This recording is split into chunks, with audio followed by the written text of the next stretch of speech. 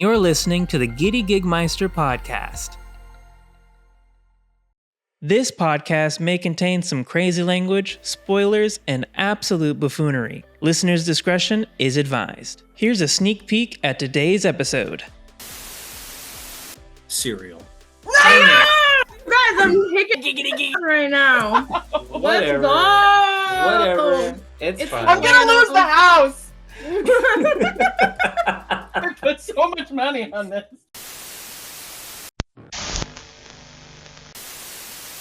5, 4, 3, 2, 1. Get your giddy goggles on. You're listening in 4K HD, baby. Here come your hosts, the Giddy Gigmeisters. Hey. Hi, Howdy! and welcome to the Giddy Gigmeister podcast. It is me, your boy, JCAT, along with my fellow co-hosts, Julia and Cece. This is, of course, the Giddy Gigmeister podcast, where we proudly provide languid life lessons, questionable quotables, and a plethora of performance DLs, dutifully detailing turbulence and triumph in entertainment and everything. And today, we are talking about one of the industry's most sought after yet unexplored aspects, casting directors. But before we get into that, guys, I don't know if you see this, but there's a strange man who's entered our Zoom who I used to recognize him, but he has a haircut now, so he's different and new. Sorry, sir, who are you and what are you doing in our podcast? Hey guys, it's Kale.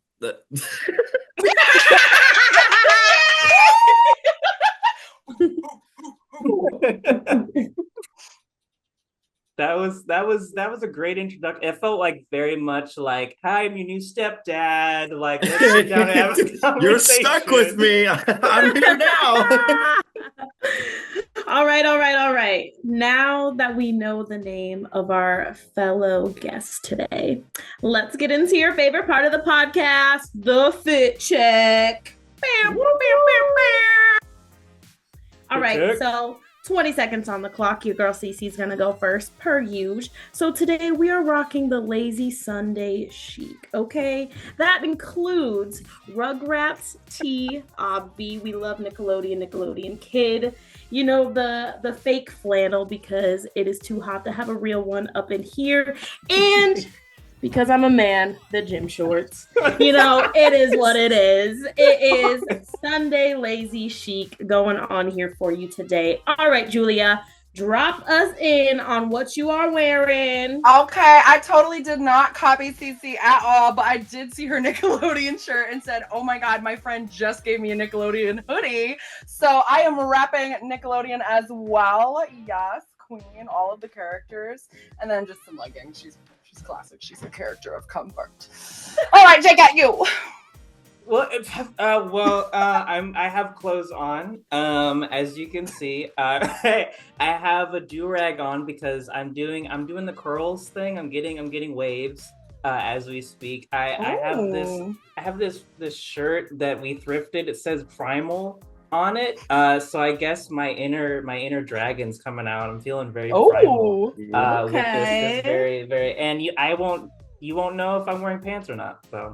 You'll never know. We never know if JCAT is wearing pants. You'll never show us. No. The people are about to riot, JK. You need to get it together. I'm not going to give them what they want.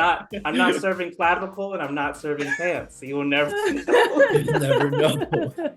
All right, Kale, wrap it up. Tell us what you're wearing. Yeah, so we're rocking the divorced dad quarter zip today. It's in a nice green color. I think this shirt has something on it. Oh yeah, we got popping a little something. I also might not be wearing pants, but May never know. Leave that up We're gonna to the have to fight audience the to boys. decide. The boys don't wear pants. For real. It's a podcast. Why would we wear pants for a podcast? Next episode, no pants. Nobody wears pants. Okay, not happening. Hey, did you miss us? Because we're back with more giddiness on the Giddy Gigmeister podcast. Before we move on, we have a very serious topic of conversation, guys. As we know, the famous actor Kale Klein is here with us, but just because he's very famous and cool and has an epic haircut, that does not mean that we have yet approved his presence. He might have just gotten the Zoom link off of eBay for all we know. We know that those suckers are getting sold off the pop. Left and right. Left and right. Everybody's just, we've been beating them out of our call. Get out.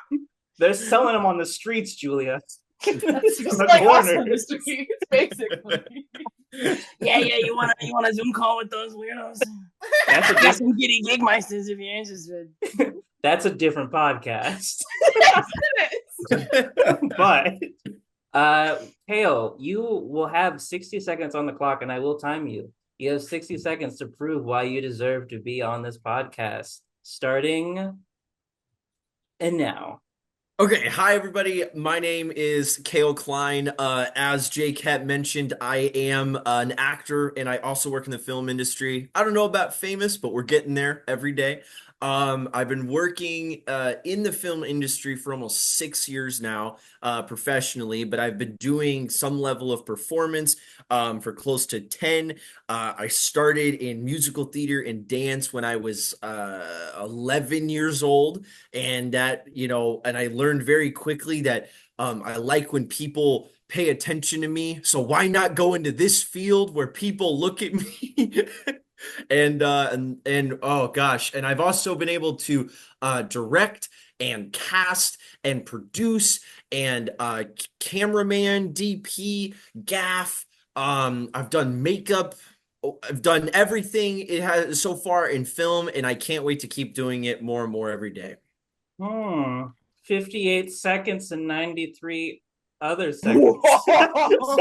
Milliseconds. That's a close piece for cutting on this podcast. People are either too short or too long. Mm-hmm. All right, council, what do we think? He can stay. I don't know. He was humble. He has my vote. He mentioned that he was a theater kid. I don't know if I can trust him. Cece, you'll have to break the tie. We also do be hashtagging theater kid energy on our posts. Yeah, so maybe we do. Dang. You know, guys, I don't know about y'all, but everything went out the window for me, and all I could think about was the stepdad vibe going on here. And You're right. I think I'm being swayed by the haircut. Yeah, I think that sold me on this one. I think he can stay. So I don't know if anybody, well, specifically you guys, have kept up with any of the stuff I've been posting on social media lately, but I actually just got a dog. So I literally am a dad now. Oh! Hold on. Let me see. Hold on. We need to see the dog. We're having two guests. We're having two guests. We didn't plan for this. Is this our first animal on the podcast? Or have we had an animal? No, we've had Julia. Oh!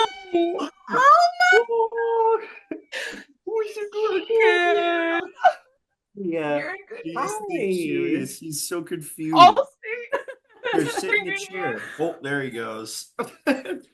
I just adopted Marshall, so I'm literally a dad now. Come here.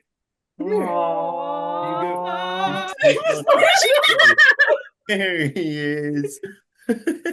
Hi, Marshall. He's actually just been sleeping off camera this entire time. He looks just like he has your eyes. It's so funny. People have been saying that he kind of like looks like me in a weird way, but I still don't see it. But I guess sort of. In the credits of Shaggy Dog, they said that people always kind of look like their dogs. Like they have pictures of like owners in there. I know. We don't know why. Gosh, I totally forgot. What were we talking about? Oh yeah. Recent projects. We just had Technicolor start dropping episodes, so everyone's seeing your handsome face all over the internet. Yes. And, what else are you working on right now? What's been going on? I have, so lately, I got a lot of stuff on the back burner right now that's kind of like, I have a feature film that'll be coming out soon on Tubi, Amazon Prime, and something else. I don't remember. So I'm really excited for that. I have some stuff I'm working on right now that I actually can't talk about. Some exclusives in Atlanta, so that was very exciting. So I got some stuff in the works there. Yeah, for the most part, lately it's been a lot of auditioning. The Atlanta market's been really primed. Physical appearance is a big thing in the casting world, and not just in the sense of traditionalist aspects like beauty or symmetricality, but also just in generalized uniqueness and look. And something I didn't think about is if you go to a place where there's not a lot of white people, you become the person. So in the Atlanta market, I have been like doing so well because I go to LA and it's like pick a white dude, but like in Atlanta, I'm kind of a little bit rarer, and especially so yeah, it's actually hilarious, but it's true. So I've gotten some pretty cool roles where like my agent has been like, yeah, you're the only twink that could play this. And I'm like, let's go. I'm like, let's go. You've got the twink market locked down in I Atlanta. do. I didn't think it was gonna be like that, but apparently I do. The deep Good for you. I know.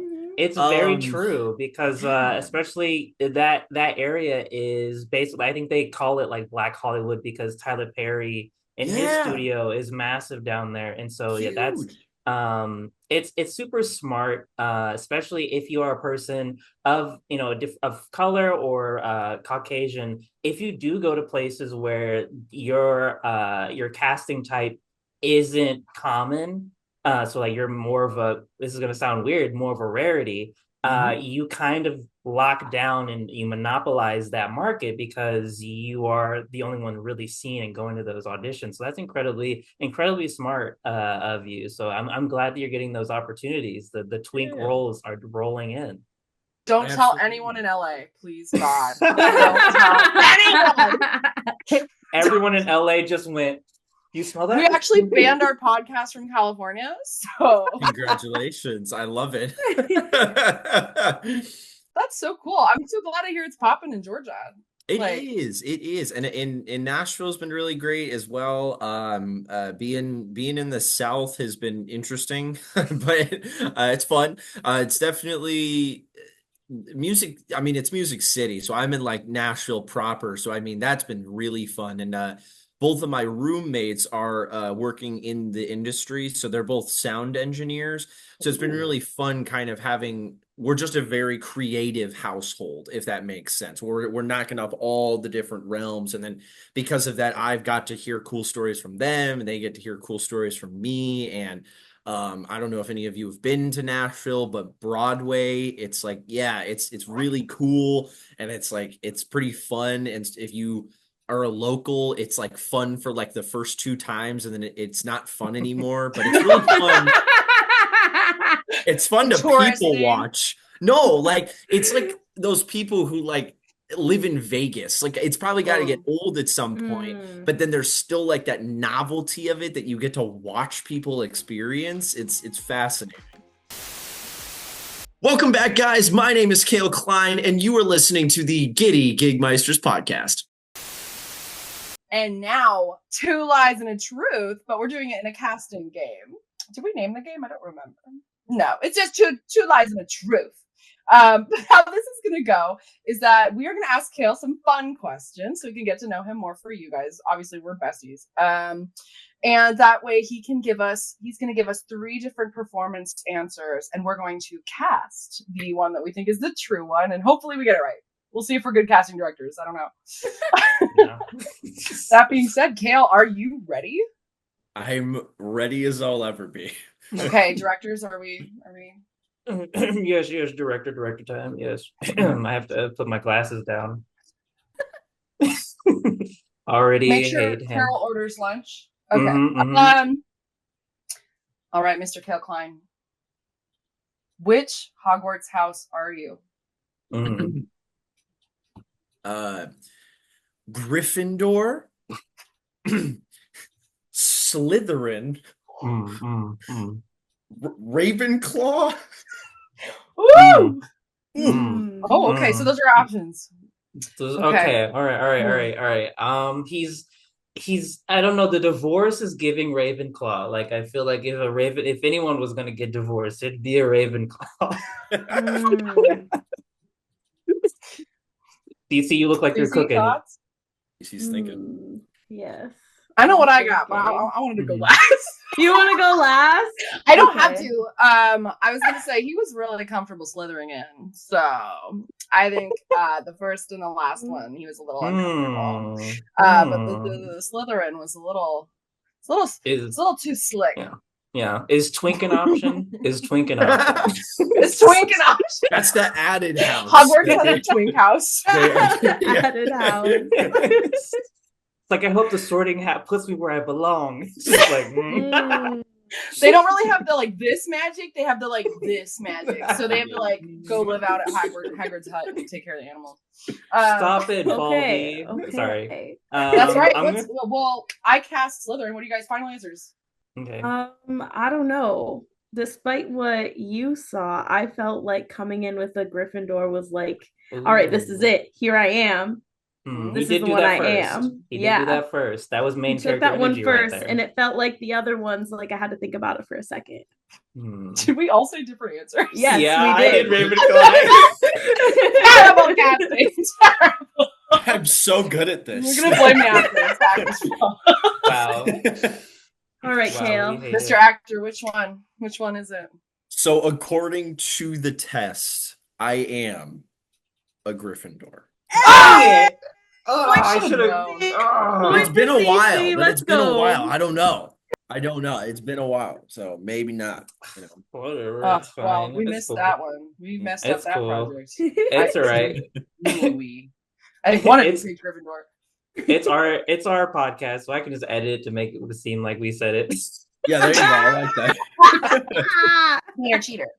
All right, Mr. Klein. What is your favorite movie? Oh God, I didn't have enough time to think about these ones. Oh no, I got it. Hold on. Okay. Oh no, okay, I got it. Yeah. Okay. All right.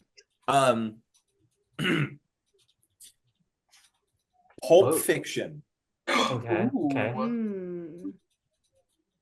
The Grand Budapest Hotel. Oh. Okay. Oh. Star Wars. The last one. The Which last- one okay. though? Because you can't just say the whole series. Return of the Jedi. Return of the Jedi. Okay. That's a rare one. That's a rare pick because not a lot of people go for the third in the OG trill. So okay, that was very. I think I already know my answer. I'm I going think- with Star Wars. Pulp I'm Fiction.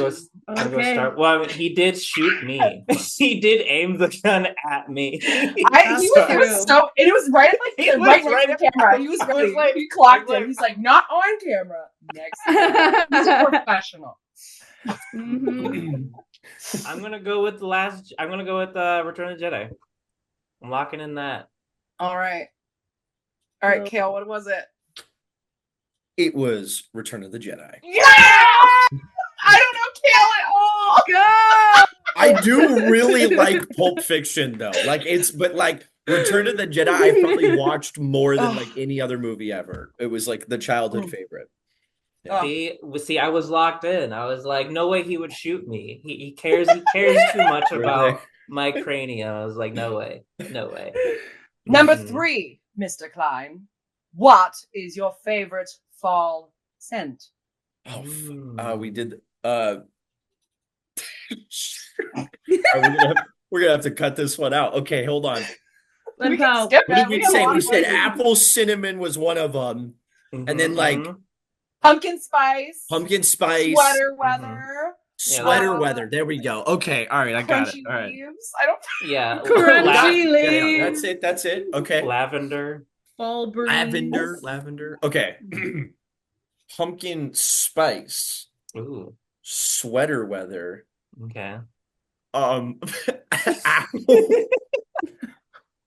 What was it again? Apple cinnamon. He's an actor. He's an actor. He's an actor. We swear, guys. For those of you who are just listening, Kale proceeded to consume an entire invisible apple. I want to believe in my heart that Kale is a pumpkin spice boy. That's what I want to believe. Okay. That's not going off the acting probably at all. So. Cece, what do you got? I'm gonna go with sweater weather. I feel like Just, Kale. Yeah, I agree, Cece. I feel like Kale likes cuddles, and so I think that sweater weather, the way he did the sweater weather, was like, you know what? Good answer. Good answer. Good answer. Yes. Yeah, good answer. What was it? I don't know. We all win. He's just doing it for us. Wait, no, We all here. get a point. I'll say pumpkin spice because I have like a pumpkin spice candle like at the house right now, but it's not pumpkin spice. It's like a Halloween one, but it totally smells like pumpkin spice, and I quite enjoy it. Wow. Okay. What So does we were sweater weather even smell like? I don't know. Linen. Detergent. Linen? Yeah. Oh, okay. Yeah. Oh, I thought Clean. it was like... All right. Well, I was. They do that. They different. recycle the same few scents and just like rename them for each. I swear they do. I have a favorite. The Christmas candles, I feel like I'm a sucker for the pine tree ones. Like those go crazy. Fall scents? I don't know. Yeah. That's it. That says a lot about a man. Boy. He's a winter boy. A sweater weather makes sense then. I love Christmas. You're on the I'm right really track, excited to experience snow this Christmas, unlike you desert people. Does Nashville get snow? It gets a little bit every year, yeah. Wow. Yeah. Also, we lost Cece. She's getting her DoorDash, I think. Get called out, Cece. Make her mute herself. We got something very serious that happened. Oh no, what happened? They dropped off my DoorDash at the wrong apartment. No. They went to Nashville, didn't they? They did. Brought it to confirmed. Oh no. Call the police. Siri? Oh no. What do we do? What a development. Well, they dropped it off at $10.99 and I'm at $10.90. So just count your way to your food, right? Or what, Kale? You're the actor. What do we do? Yeah, what should we do? You're the casting director. Clearly, Kale. you're the expert. That's why you're here. Cece, just hang on. I'm on my way, okay? Okay, thank you. Go find it for me. He just cast himself as John Wick. I'm flying over right now. Oh, Cece, I'm so sorry. Yeah, no. That's unfortunate. If you have to step away to make a few calls and a few assassination hits, we can get through some of these without you. I think we'll be okay. We can still get through the casting process if we need to. Yeah. If you just end up Kill Billing Volume 3, then you know what? We understand. Wait, what did you order? I ordered Wingstop. Oh no, that's an atrocity. That's an atrocity. You have to fight 1090. Lemon pepper wings are... I did get lemon pepper wings. Atlanta! Lemon pepper is the best. Terrible. Kale. Speaking, just as a little side combo, what are your thoughts on the food where you live? Do you think it's an upgrade, a downgrade? Yeah, that's a good question. I would say it is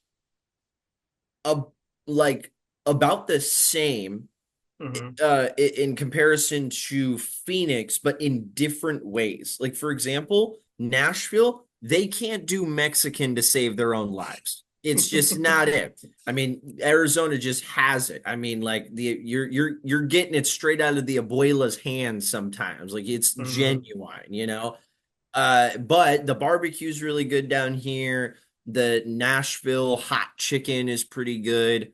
I would also say the downtown scene has a pretty solid kind of LA-esque fine dining scene. So I've had the opportunity to go to a few places. There was a really fun rooftop sushi bar I went to. It was really, really fun. And like in Nashville? I know. I know. And it wasn't like super expensive. So I was like, okay, all right, like we're cool. But Yeah, so definitely some places. But yeah, I would say they're like the same level, but just in different perspectives, where one Nashville's got some things better than Phoenix, and Phoenix has something better than Nashville. Excuse me, where do you think you're going? The Giddy Gigmeisters podcast will be right back. The package is secure, everybody.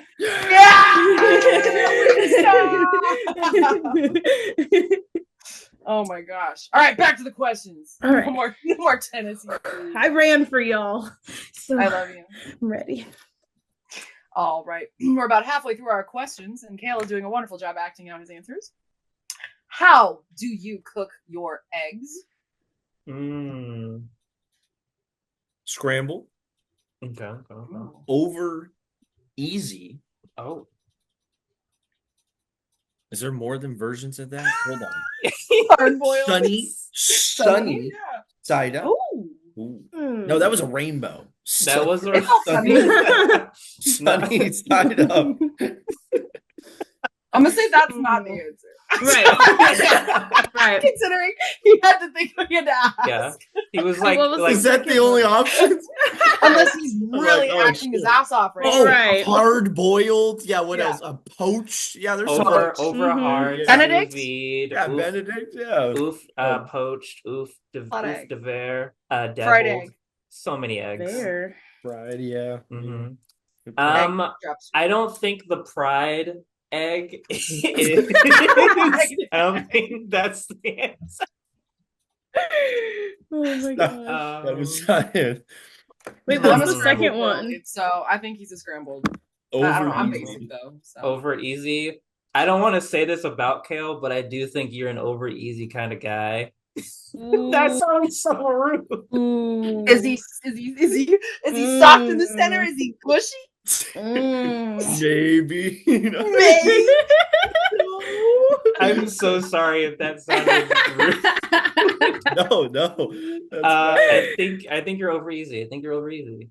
I'm also gonna go scrambled. Dang it. Okay. Scrambled. Okay. Is that everybody? Was that Julie I already? think so. What is give it to us? Over easy. Yeah. I don't know, Kale. Okay, scrambled eggs are so good, but after I don't know, got like consciousness over my brain at like the age of 4, just plain scrambled eggs is just not it. Like I'll eat like an omelet, like scrambled with some other, stuff in there, but like over easy eggs, a little bit of butter in the pan, they're perfect every time. It's different, but that's Okay, my but take. like scrambled eggs with like garlic and spinach and bell Yeah, peppers, put it on great. some toast, like Oh yeah. Nah. But just plain scrambled eggs in a bowl? No. yeah. Maybe you're I just get you. not Maybe if good you're at it. dieting or something. Well, I mean, I guess I'm the odd one out because I can't stand eggs in general. That's What? I just Yeah, Don't I tell can't. Philip that if he ever Dang. comes back. After you said that, he might not come back. I'm so sorry. Yeah, I'm sorry. I'm not an You don't egg like eggs? person. No, I Well, can't. good thing it's not about you. Okay. I'm sorry. We're trying to keep a tight ship because we have a hard out time today. Okay. Sorry. What is your go-to midnight snack? Yeah, mine is that the true answer to this question before I give the other answers is that I'm one of those people where there is no midnight snack. Like I'll make myself like a 3-course meal at 3 a.m. if I need to. I really will. Period. I've done it before. Okay. I'm sorry, the midnight meal then. Let's Midnight switch that. meal What's then, okay. your go-to midnight meal? Cereal. Mm. Pop-Tart. Pop-Tart. Pop-Tart. Pop-Tart. Hey, Pop-Tart. Putting them in the Hey, make it rain. You get a Pop-Tart. You get a Pop-Tart.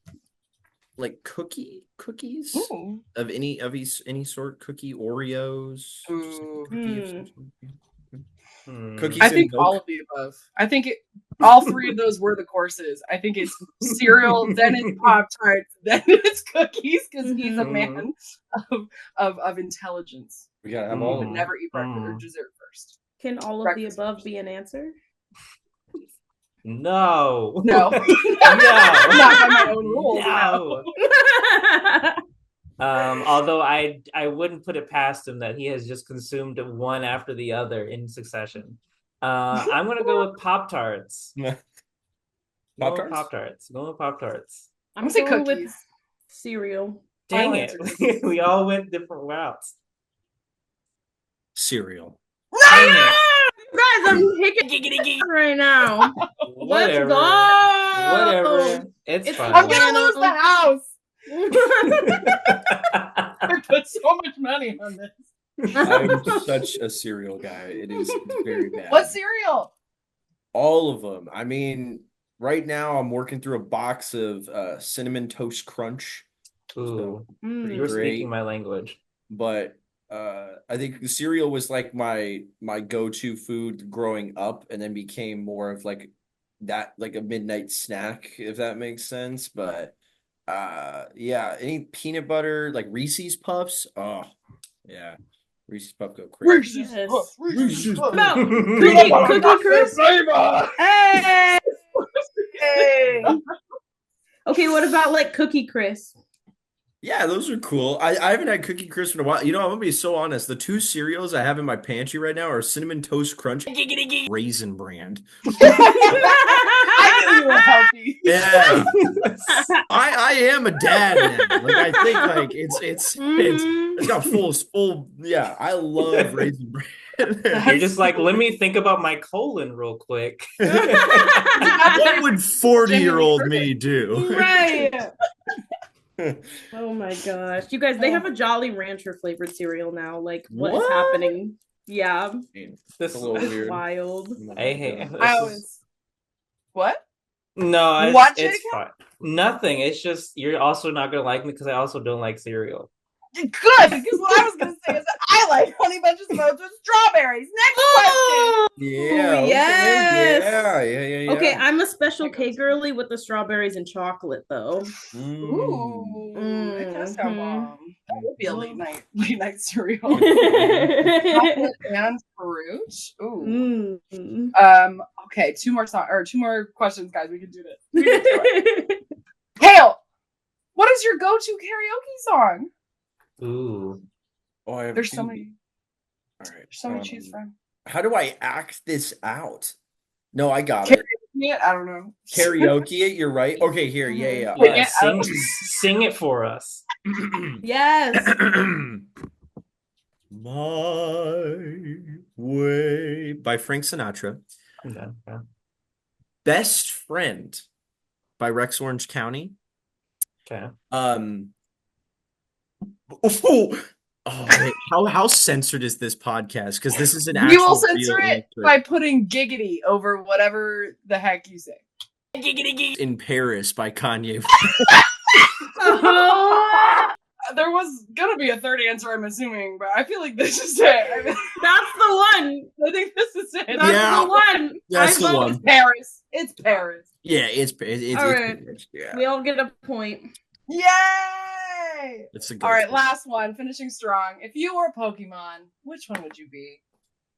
Oh man, I didn't think about this one. Okay, It's okay. I don't know any Pokemon either.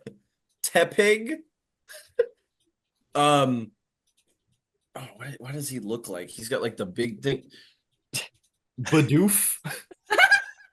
And then oh god. How would I even describe this one? How would I do this? Oh my gosh, how would I do this? He's so method. I'll like pretend my here, Squirtle. I was like, oh, shit. Literally thinking in my head that you give Squirtle energy. Like I just got arched Squirtle. my back for the camera. That's essentially what I just did, right? In a weird way. You're an got actor. You got Yeah. Squirtle from. Squirtle. You got Squirtle from Cece. I was like, how do I do Squirtle? Because I kept thinking about like the water, but then I was like, do I spit on the freaking I can't believe you auditioned for Squirtle today. That's crazy. Wow. Wow. Wow. I don't know. I forget already what the second one was, but I like the can back you review? page. Can you review the options? Boofus or whatever. Okay, Tepig, Bidoof, and Squirtle. Okay, but I'm going doof is the Bidoof. sound I make when I hit my head on the door. I don't think that's a real. I don't think that's a real. No, Bidoof is real. Hold on. I need Oh, evidence no. of this Pokemon. No, I'm gonna go with Cece and say Squirtle. I don't think a man would arch his back on a Zoom call if he wasn't committed. Yeah. Jared Leto wishes he could be that method. He does. All right, Julia, what's yours? Oh, I said Bidoof. Bidoof. Okay. Okay. All right, 2 Kale. Squirtles and a Bidoof. Let's go. And the answer is oh no, Badoo! Yeah! I got one! I got the last one! Yeah! Badoof! He's great. I love Bidoof. So he's like a little groundhog Pokemon. That's so cute. And he's got a goofy name. Badoof. Yeah, Badoof. so Sounds me like to Snoopy, read off like the... Kung Fu Panda. I hate. You want me to read off our tallies? You were should we keeping keep track? score? I did. All right. So, who knows Kale the most? tied for second, we have Julia and JCAT with 3. All right. And your first place winner, I'm not surprised, is Cece. Whatever. 4 Whatever. points. Whatever. It's fine. Read it and wait. Tallies, I don't read tally. Wow. Oh my Cool. Well, thank you so much Whatever. for playing a little casting game with us. We're going to have another one real soon, but I believe Cece's in charge of that one.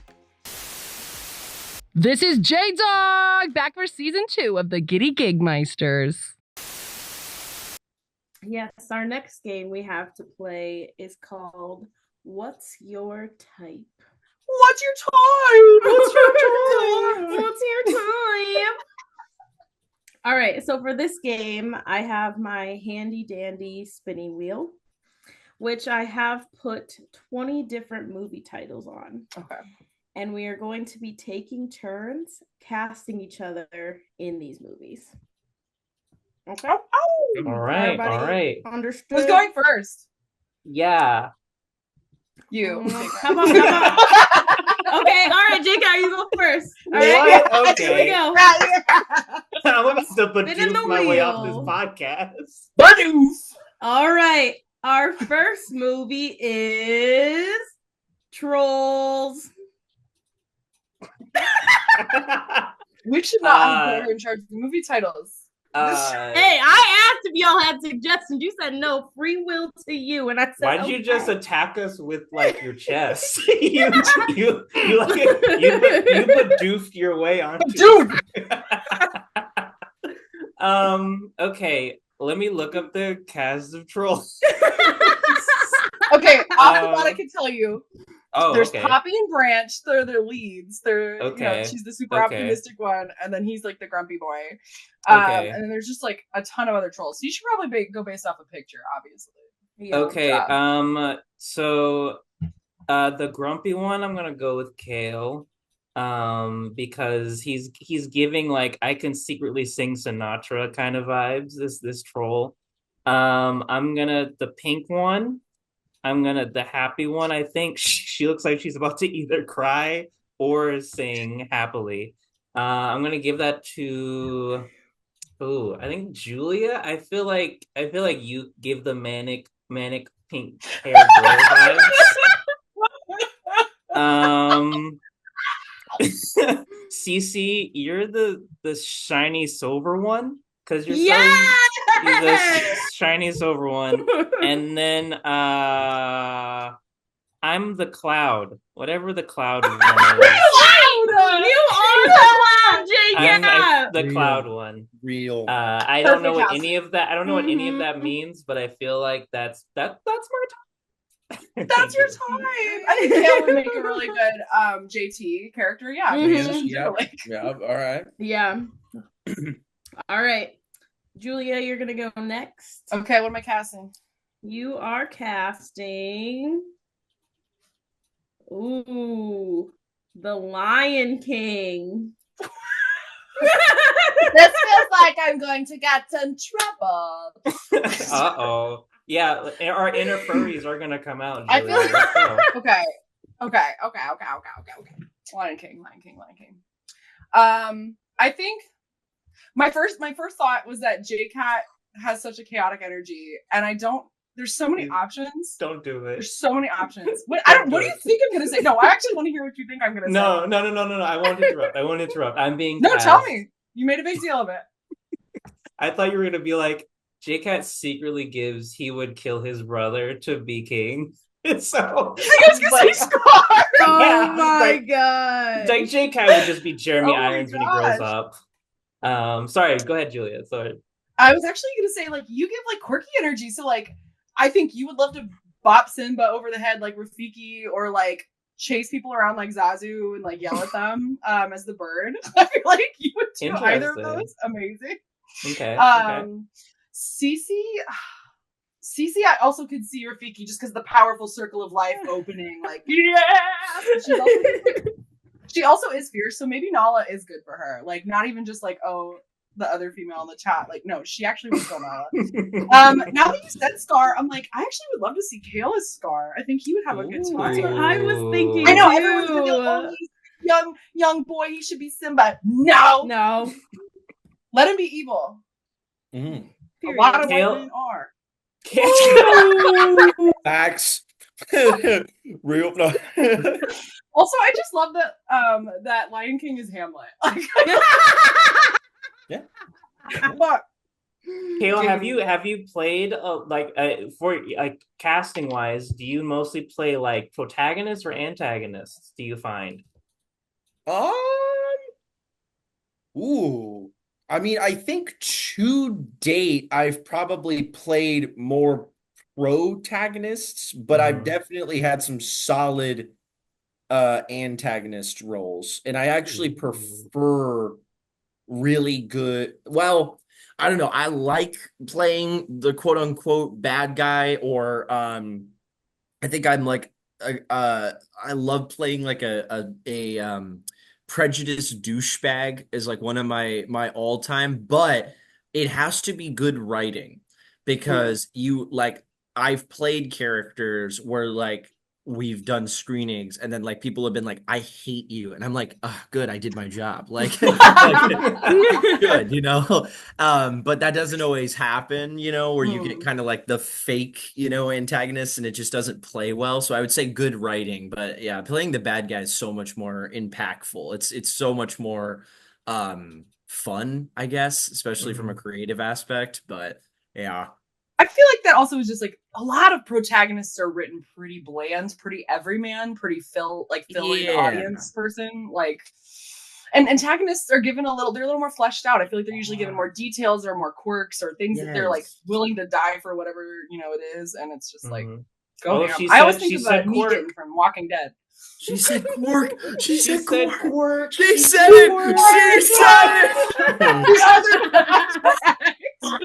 it.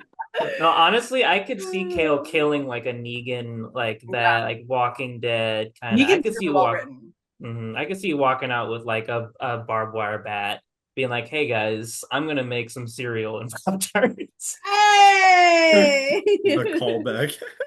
One of the best. Well, wow, Julia. All right. Squirtle and Negan in the same day. You're crushing it. Ooh, all right, Kale. Are you ready? I'm ready. You need to cast us in Get Out. Oh no! Oh no! I don't remember any of the characters' names. Who let Cece? Daniel Kaluuya. Yeah. Is the girl's name Katie? I think I want to say Katie or Rose. No, it's Rose. Yeah. Rose is the girlfriend, and then there's her dad and mom and brother. So. Okay, no, actually, real though, Cece, you're the girlfriend, and then Julia. I don't know how to explain this, but you actually are more the main guy. What the hell? Oh, Daniel Kaluuya, like yeah. Yeah, hanging out and in then the scenario. JCAT, you're the dude in the basement that's like cutting the guy's head open. That's you. You're the mad scientist. Only because like I could totally see you being able to like portray a character like that and be able to do something like gruesome, but then like keep the blank going because like that's what makes that scene so scary. Yeah, exactly. Has I mean, a crazy RBF. Yes. I've been Great murdering for people this whole time during the podcast, and no one's been questioning it. So like, Bang Bong Bang Bong knows all. I love that you've cast like this reverse, like all female Get Out. Thank you for like, saying I could be Daniel Kaluuya. I'd watch it. Hey, All right, guys, we have a new project. I like it. All right, Get Out turn. improv musical. Not again. Oh my gosh. All right, guys. My turn. Your turn. Let's go. I got Finding Nemo. Okay. The least All right. controversial. Going from Get Out to Finding Nemo. What a jump. You guys, this is a wild JCAT's the list. barracudas at the beginning. I will not be elaborating. She really said like trolls, 12 years a slave. I almost put that on here. I almost put it on. But I'll settle with Get Out, you know. She's got range. She's got Okay. range. Okay. I feel like JCAT could either be Marlin or he could be that one fish that has like the scar on his face in the tank at the dentist. Oh, what's his name? The Bruce Willis fish. It's like we're gonna get out. We're Gil! gonna get out of here. Gil! Gil. Yes. I feel like Julia would kill it as Dory. Could see that. Yeah. Thank you. Kale. Let's see. Ooh, you know what? You would be a good starfish. The starfish character. Peach? Yeah. Peach. The tank is clean. The sun is shining. The tank is clean. I would watch a version of Nemo where Kale plays every single fish in that tank. Oh my god. Because there's also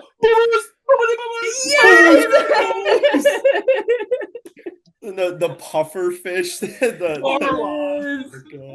Oh my god. And I So feel Kale- like sorry. No, I was gonna say if we end up in like another COVID, like everyone's stuck in their house, I expect Kale to come out with Finding Nemo, Kale edition. I got it. Please. Finding Kale. Please. Finding Kale. Where is he? Where is he? Okay. Well, that was one round. Wait, no, I didn't get to count. Oh, you didn't do. I'm sorry. Maybe. I just think that I would be the girl with braces. Like 100%. I 100% think I would be that girl. I've seen Cece shake a bag before. She's got this. Fishy! Are you alive? Perfect. No notes. No notes. Literally perfect. Before we do a second round, I think let's get into our more serious topics of our questions. What is the role of a casting director? So the role of a casting director is to directly help and guide the director and the producer to cast a production. So they don't stay on the production afterwards? If they're good casting directors, no. hopefully they're moving on to their next gig. I heard that they also have qualms with being called casting agents. Is that true? So it's not not a real thing. Because some people are casting agents where they kind of put more talent into like a pool, where casting directors are hired basically like per project. And then their job is to then cast said project, where casting agents will be like, hey, we got like 4 mainstream people at Paramount. Let's just keep rotating them with every feature film we produce this month and then go from there, stuff like that. Yeah. Okay. So casting agents are real, they're just different. I would say like a casting agent is like an agent with just like it could be more of like a group sense if that yeah, like uh it's not as popular anymore, but it was very popular in kind of the early days of Hollywood where big companies like Kinscope and Paramount, they would basically like hire actors and then you would basically work at the studio and then they would teach you like literally like give you acting classes and you would just go and do movies for them and you wouldn't have to audition. Like they basically be like, hey, you are gonna like sign a contract with us and we get to like use you as much as we want, but then in return like we'll pay you for said things and then like teach you and stuff. So then that's where like you have more of a smaller pool. That's less popular now where like we're casting in a bigger sense where almost anybody has a fair chance unless it's like a celebrity role. When you were the casting director for, I believe, Technicolor and probably maybe other stuff, what are the factors you assess of the actors during the auditions and like through the process? Yeah. So a big thing that I look for is having a background in acting myself is the performer versatile? Because anybody who has worked in performing arts, whether it is live or film, knows that you are going to improvise, and not everybody is good under pressure, and not everybody is quick on their feet when it comes to those kind of decisions. So when it comes to callbacks, that's where I'm trying to maybe do some chemistry level stuff, seeing if there's a level of improv that the performer, has to show versatility, as well as just calm confidence. I'm not trying to, cast a diva, but also, you got to know when you're going in there that you're either going to get the part or you're not going to get the part. And at the end of the day, my role as the casting director is I want you to get the part, because if I find my person in the crowd, I succeeded in my job. I want every actor who comes into audition to do good, because evidently that is what makes my job happen, and so sometimes, and this is not a complaint, but just as like an advice to any new actors is just know that we want you to succeed. So, take a deep breath and give it your best shot, and know that, that nerves are normal, but you can't let it get the best of you sometimes. You just got to send it and see what happens.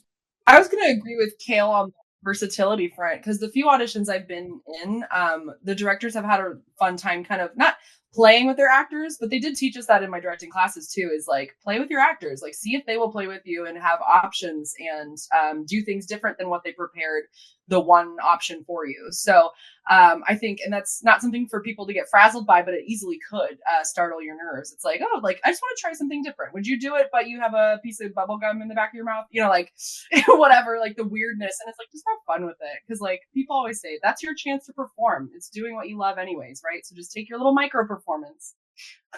Just make it your best. Because you're right, they're rooting for you.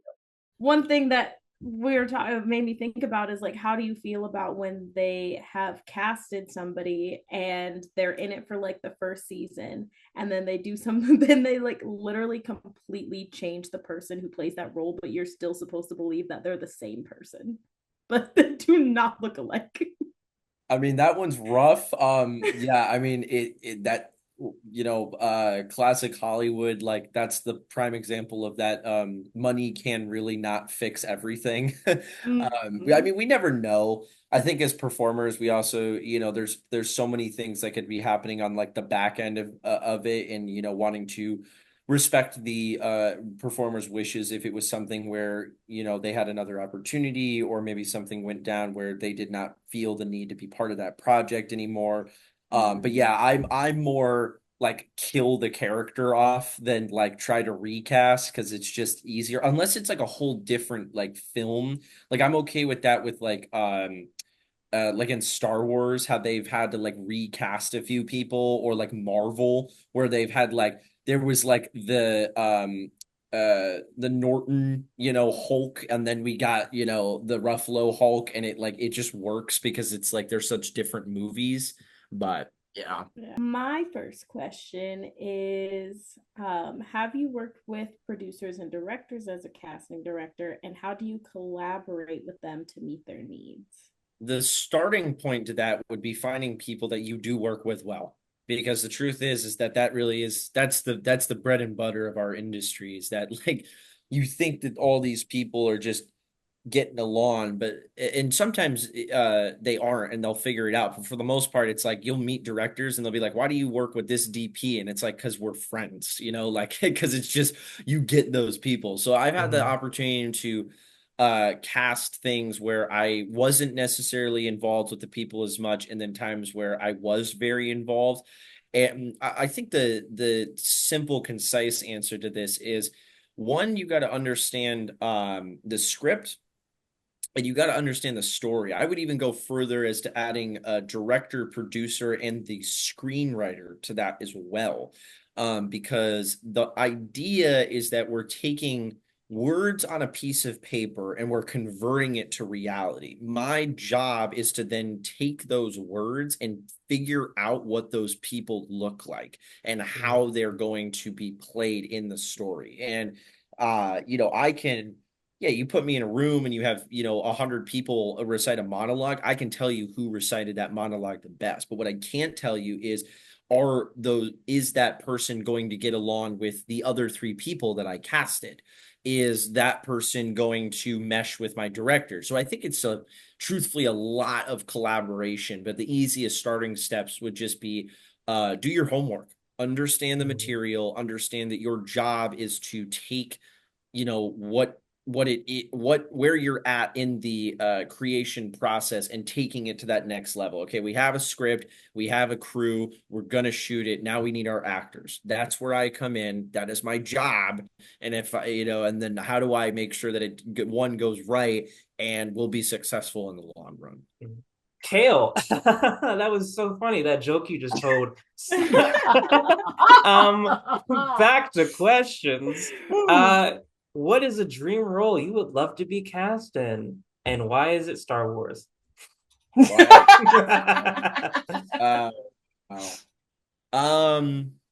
so I have 2 answers to this. Okay. So the first answer is my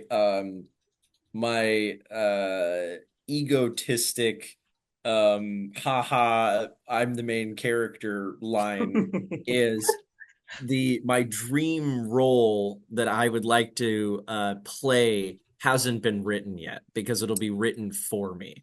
Because I love that would be the goal, is to be one of those characters, like be that character that it's like that's him. Kale is that guy, like we all have it. Like there's all different, actors where that happens to them, and that would be so amazing. My other answer to that, which unfortunately it wouldn't be something I could like play now.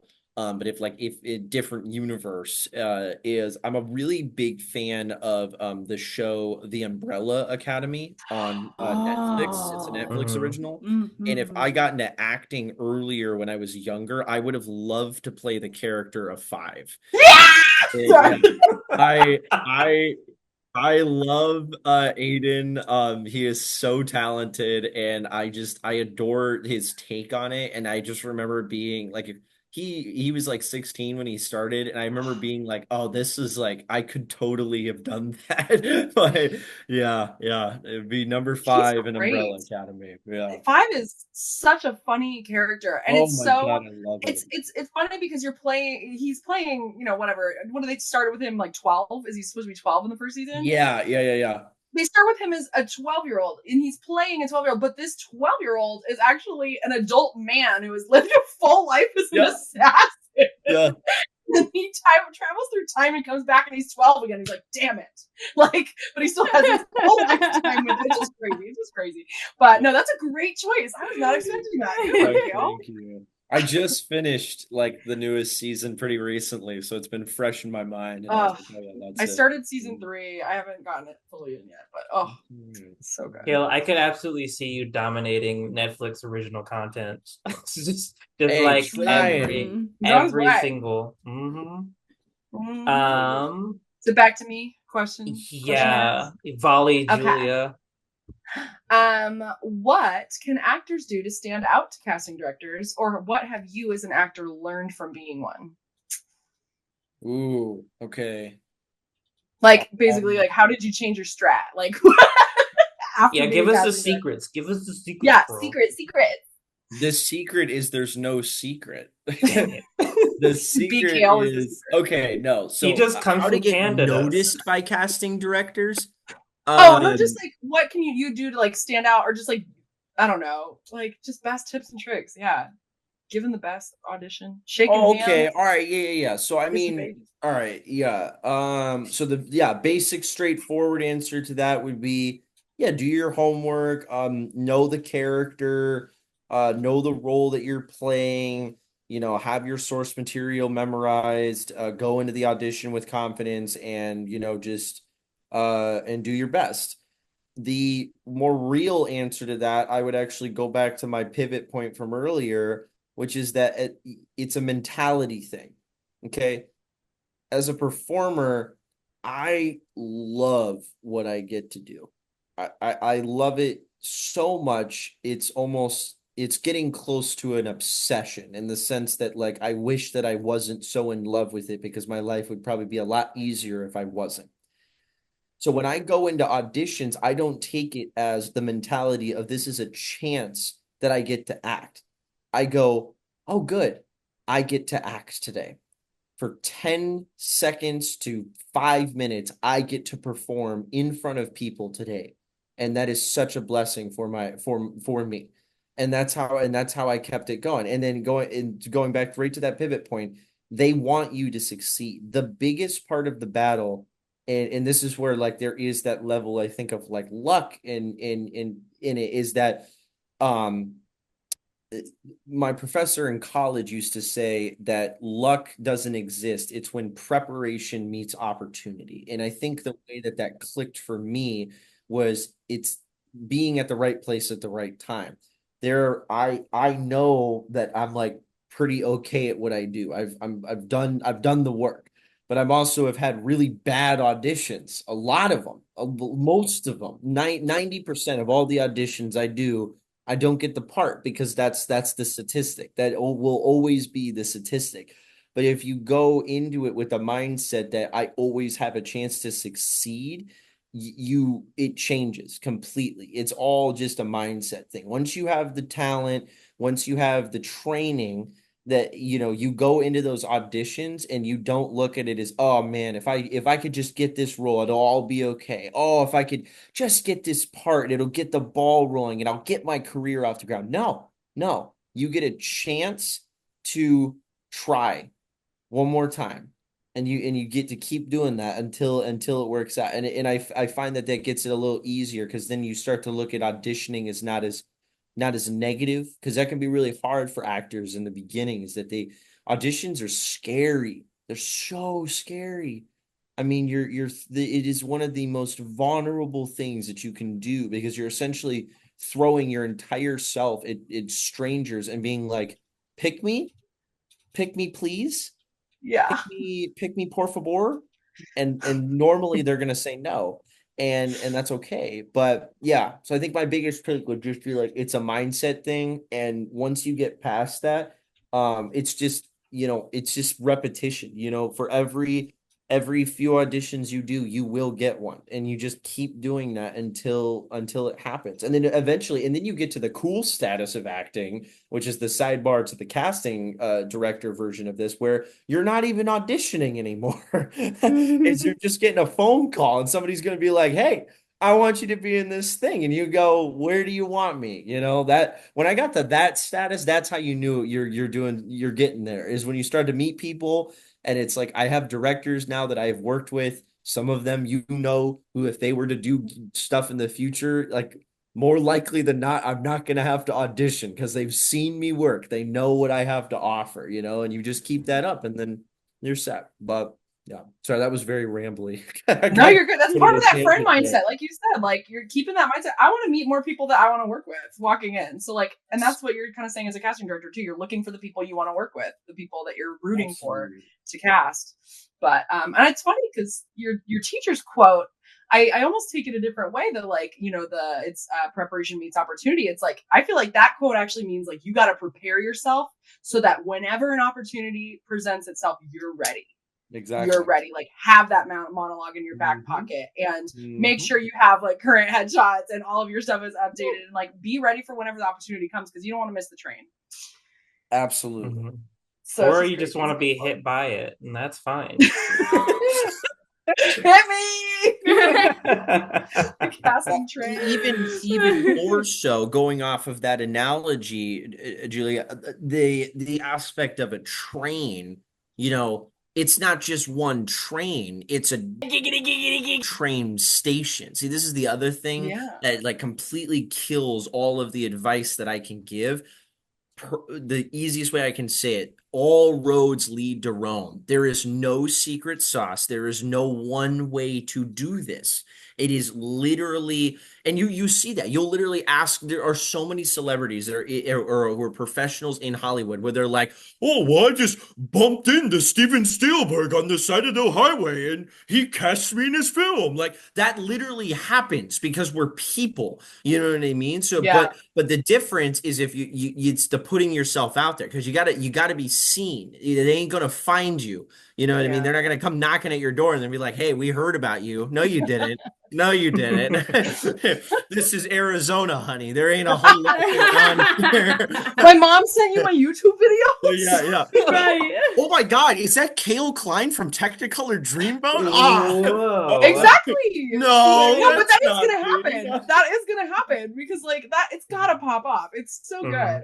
I did it when he came into the Zoom chat. I was like, wait a minute. Is that the edgy singer boy from Technicolor? What? No, but just all roads lead to Rome. And can I get blunt? Is this a blunt podcast? Yeah, okay. Bring it. We got you. I'll only cry later. Yes, get into the mindset that no matter what, there is always somebody who is more talented than you and more interconnected than you. Once you surrender to that fact, it simply becomes mindset. How badly do you want it? Because if you really want it, it'll happen. It's like there was this dumb I think it was a Seth Rogen quote, and he said it's the whole like you miss 100% of the shots you don't take. His version of that is he's like, you work for 10 years, you work every day and you make it, and if you quit, you won't make it.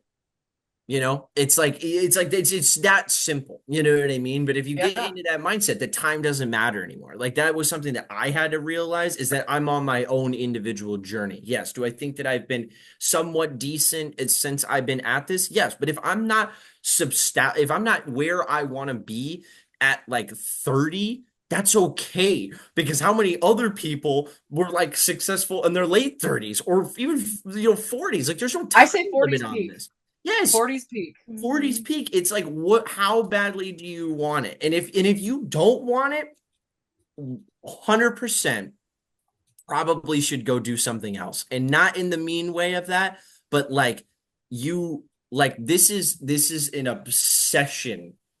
God, do I wish I didn't have this because I would be such a good salesman or like some something else, but I really want to do this. And I think about it all the time. And it haunts me 24/7, but that's the difference is that, I go in, I have people tell me no. I have people tell me you're never going to do this or you're never going to make it. And I go, that's cute that, it's actually adorable because we're thinking the exact same thing. But it's funny that you think that I won't stop because I literally can't. It's literally victory or death. And if you have that mindset, you're going to be fine. And if you don't, that's okay too. If you want to dabble into things, absolutely. But know that anything in the performance and art realm, it literally comes down to how badly are you going to be willing to go? How far are you willing to go? How badly do you want it? And you get, once you hit that peak, it just doesn't matter anymore. That was me. I got to a point where I got so much rejection and I was just like, welp. I'm like, it ain't gonna matter when it finally happens because one day I'm gonna be holding an Oscar and I'll be like, it's worth it. If you, hard hours. Oh, rejection. Oh, did I have to move a few times? Oh, woe is me. To anybody, who's listening out there who maybe is going through that turmoil of not thinking that you're good enough. Maybe you're not, but what are you going to do about that? Ooh, that's the answer. Mic Ow! drop. I'm going to bed. Good night. Wow. Wait. Period though. I need this in a motivational, Yeah. thing. We'll throw some music behind it and then we'll listen to it every morning on the treadmill. Yes. Change your mindset. Change your mindset. Let's go. You are your biggest enemy. Every time. You think anybody else actually gives a about you? No. Okay. Nobody cares. We're a human. We are so focused on ourselves all the time. You were forgotten in a moment if you actually think other people about you and the things that you're gonna do. And once you realize that it's just you and you, and now, granted, I'm still learning how to do that. I'm like my worst enemy. This morning, spilled some coffee on myself. I was like, this is it. I'm crashing the car. I'm done. That's like, all right, I got to work on that, baby steps. Wow, your pumpkin spice latte ended itself, and you were I gotta. How did you know? I was getting my white girl on this morning. Hey, wait, I was getting my white girl on this morning too. I went and got a pumpkin spice frappuccino. They go crazy. I like the pumpkin cold brew that Starbucks has. That one's pretty good. But yeah, the non-sponsor of the podcast, the pumpkin cold brew. Thank you for those wonderful words. Cece, what you got? Yeah, I got one final question for you here. How do you cast for diverse roles? And how do you ensure that your cast is inclusive and representative? Real answer to this starting out, and it's funny, we just talked about this earlier, is just knowing what your casting pool is going to be. There are going to be times where, depending on what you're casting, whether it's a smaller project or something massive, that you're going to be, you're not getting the best of pickings, if that makes sense. But the way that I like to look at it is, one, look at the character more than anything. And if the character doesn't have any specific diversity requirements, who plays the character the best? And then start with that. My other version of that would also be coming in more to the physical sense and how that can play out, where, like, for example, you have a family that you're casting. Evidently they need to look like each other because there are a fake family, so that's something where you're kind of stuck on a diversity kind of like lock. But then say you're casting two lovers, maybe one person's already casted, and then you have that ability to tell a different story through that. And I think it's just something to be conscientious of and to look at through the casting process. So like, I'm such a sucker for Oh God, I don't even know. Like, there's so many examples of this, but like, okay, here, no, I got one. So I had a script that I ended up directing this film, and it was essentially like a romance, short film, and it was a traditional like heterosexual couple. We went through the entire audition process. Come to find out, there were just no men who were really tickling our fancy. We converted the script and turned it into two girls, and it ended up being a love story between two women, and it was just something that worked. And then there was a beautiful story. The film came out amazingly, and then it also had those kind of sub elements of talking about, like a homosexual couple and like how that can work, but it was just so well written. So as soon as we had that opportunity, my brain was like, oh, I want to pounce on this now, because now I have an amazing script. But it's like, my favorite is when we can talk and present issues that need to be talked about in an indirect manner that makes them feel more normal, where it's not like, hey, this is about being gay. It was literally just a love story, but it happened to be two women, and it was beautiful. And I think that's the goal, is that we get to a point where it doesn't even have to be diversity anymore. It's just, oh, that's just the norm. I love the stories about how someone comes into the audition room and they're like, they were just so good, we have to put them in, we have to find a role for them, or we're just going to change this character that's written entirely just because of them auditioning and just how they killed it. So just kind of hopping on that. But yeah, I was gonna say, and also harkening back to what you said about the fact that changing even the role from a male to a female, it changed the intention of the story. So I think that is what's so interesting about casting too, because casting can change a story, because inevitably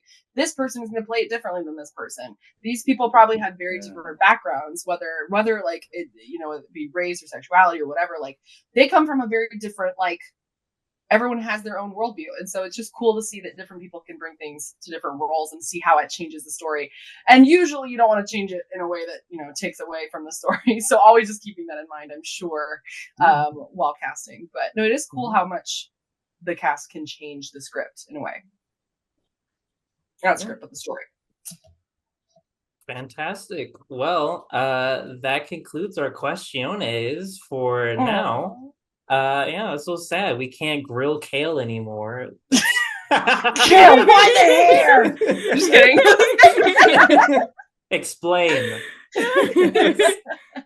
Did you guys? I got a haircut, and I basically was like, give me the 9 to 5 special. And Giddy Gigmeisters podcast. Okay, I'm ready. All right. Your movie is High School Musical. Of course it is. All right.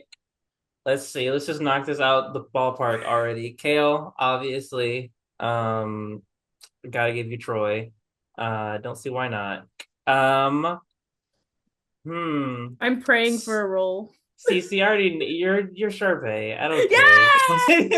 You're too late. I already did. Julia, you are I always forget her name, but you're the songwriter piano girl. Kelsey, I think is her name. Yeah, you're the songwriter piano girl. Thank you. The only other two women I could think of were Gabby and the teacher. So yeah, thank you for saying that. I mean, you'd obviously be the teacher, but I didn't want to like typecast you. Older theater teacher who's whimsical. That's Julia. And I don't even have to say who I would be, because yeah. Gabby? Yeah, no. Crazy. Kale, you look like are you a High School Musical fan? Is this the expose podcast where we reveal that you actually don't like High School Musical? Okay, so I watched it when I was a kid. It really wasn't my thing. I didn't really get on the grind with it, so I think I only watched like the first one, and then I got older, and I actually had a middle school girlfriend, I guess you would call it. It wasn't even, it was, I guess she was a girlfriend when we were 7th graders. Showed me the rest of them and was like, oh my God, these are so good. You're going to love them. And I was like, okay. And I remember being like, okay, these are okay. I was more of like a camp rock guy. Disney knees got him. Yeah, camp rock. Gotta find you. And like, oh, low key. Okay, well, here's the thing. So I didn't like Hairspray, but then loved Hairspray. Didn't like High School Musical. So following young Zac Efron in that sense, once he could actually sing, I remember seeing Hairspray and being like, I might be like this theater thing, and I also want to sing and dance. and then I did it, but yeah, no, I never really got onto the not how it's nostalgic for other people. Okay. I'm not my, It's all right. funny. It's all right. It still holds up. Yeah. No, All right. It does. Julia, you will be casting us in Mean Girls. Mean Girls. See Okay, what you Jake got. Regina George. Just kidding. Actually, that's Cece. I think Cece is she's so bad. I don't know. She's so bad. Everybody be bowing down to her. So I think she got to be Regina. I'm gonna cast myself as Tina Fey just cause. And I also think I forgot to cast myself in Lion King, so that's cool. But who else? Who do we have? There's so many options actually. Why do I want to be? Because I'm Tina Fey, I want to make you Tim Meadows. I want you to be the principal with the bat, and he's like, "Ladies, we're gonna settle this today." I understand. I understand the assignment. I get it. And Kale, let's see. Kale. There's an obvious answer, and I hate obvious. So we're gonna avoid it. Ooh, okay. So we're gonna try to sidestep it if we can. Who? I mean, are you imagining him in the? He's not Damien. Like he's not Damien No. material. He's not like too gay to function. Mm-hmm. Are you seeing him in like the Santa Claus outfit at the end? Like what are you imagining? No, but as you said that, it made me think of Glenn Coco. Who the hell is Glenn Coco? You go, Glenn Coco. That way you don't have to be like Aaron or whatever his name is. I like him. Playing basic male lead love interest. Oh my god. He's like, it's October 3rd. And she's like, oh my god, that day is when we date. Oh my god. Who's next? Who's next? Is it Kale? All right, yeah, Kale's next. So, your pick is Willy Wonka and the Chocolate Factory. Which one? Which yeah, the first one, the original. Okay. Gene Wilder. Wow. I mean, not Gene Wilder. Because it's about to be us. Gene Wilding out. Sorry, that was stupid. That was so stupid. If my mouth was not full of water at that moment, I would have sirened so hard. I still do. Okay, I already feel the need to like bend this again because of like personalities. Okay, so Julia, you're oh god, why am I forgetting the name? Who's the rich girl? The one that gets attacked by the squirrels? Oh, the one who turns into the blueberry? No, that's Violet. Oh. No, that's Violet. I remember Violet. Veruca. Veruca. Okay. Saul. No, Julia. One. Yes, Julia, you are Veruca's dad. Specifically. Why do you keep casting me as No, just trust. Like, it's the vibe of like, we're like, I'm specifically going off the 2000s one with Johnny Depp, where he's like, my daughter. Like, that's some shit. Like, I could just see you. Cece, you're Violet, low key, only just because, like, I can't describe it. JCAT, what is JCAT? JCAT. Well, I've been trying to figure that out for a while. Oompa Loompa. What is JCAT? Wow. Just like behind the scenes, like. Wow. I feel like he would be like the main. Yeah, I either think you're Loki. I feel like you're Wonka. just for like your vibe with it, and your vibe. What's your vibe? What's your Yeah, time? definitely Wonka, and then I think I'm Mike TV, Loki. I was. Little That is video game very asshole. true. Oh my I I could can't see believe it. I'm a dad. It's Julia, you're just gonna for make the a great fact that like father. the bits that we've played, like you could like play the like wish I like didn't have children, divorced dad vibe, like, but because you never see the mom in That's that fair. one. That's where I was like the dad energy towards it. I'm just like, that's funny. You've cast me as a man both times. I'm gender Oh, I will gender all right. No, All he did What did it say? Low camera got her. He does this like all the time. Oh Look, no! it wouldn't Okay, be- we got him it for most of the wouldn't- podcast. We got him It for wouldn't be an everything. episode if it didn't happen. We got the last laugh, but now it's time for famous last words. And we jokingly were like, if you were gonna die tomorrow, what would your famous last words be on this podcast? So I'll kick us off. I am going to relate ours back to today, and I'm going to say there are no small roles, only small actors. Because you can always make the most with your choices of the small one-liner you have, or no liner. The quote that I chose for our famous last words is, "All you need is love, but a little chocolate now and then doesn't hurt." Aww. Wow. Not the hard with it. I'm the wholesome one here. Sure. You're right, mine was explicit. Oh yeah, that was so. We're at the bleep that Graphic. out. We might need to Glenn Powell that one because that was a little much, Julia. My middle name is Glenn. Jesus. I guess I will let Kale go last. So my famous last words are: my services are non-exclusive, but my sanity sure is. Can you just say it one more time? I think I'm having trouble. Yeah, for the people in the back. Oh, okay. My services are non-exclusive, but my sanity sure is. So don't mess with JCAT sanity, I guess. I don't know. You know What's what? You guys are making me feel like I need to like choose You're different too last philosophical. words. No, I don't- I'm processing what you said. No, I'm gonna no. If call you that's tomorrow on when I my, figure it out. is that on my, Filtering. if that's on my gravestone, they're just gonna be like, scientists have been trying to figure out what the heck this dude said, and we just think it's dumb. But never mind. I'll shoot it over to Kale. He'll save us. He'll redeem the That was podcast. beautiful. No, don't. Please, don't give me- Kale, wrap up our famous last words with whatever sage wisdom or non-wisdom you choose to spare. I'm so split between two of those. Do both! Both! Yeah.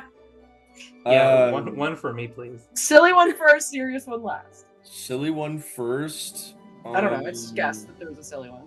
It was a silly one. It was a silly one that like my brain was trying to develop and then like halfway developed. I was gonna say this something along the lines of like, yo, smoke more cigarettes. Life is good. Yeah. Okay. All right. Famous last words.